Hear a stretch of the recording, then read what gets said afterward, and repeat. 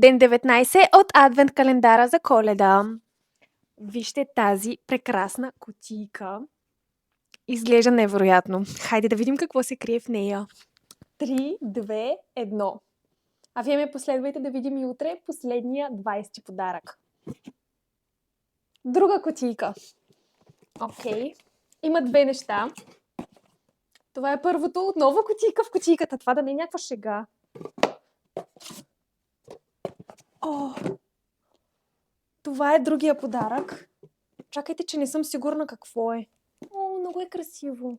Много е красиво и си мисля, че от тези джобните принтери, в които може да си ги свържеш за телефон и да си вадиш малки снимчици.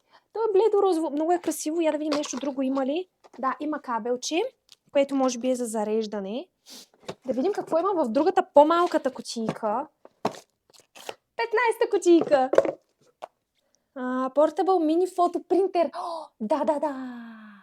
Страхотно. Много исках да имам такъв, честно казано.